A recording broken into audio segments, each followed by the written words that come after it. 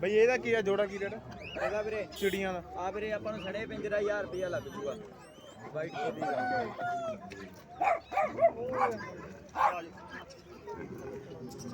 ਓਏ ਕਾਲੂ ਉਹ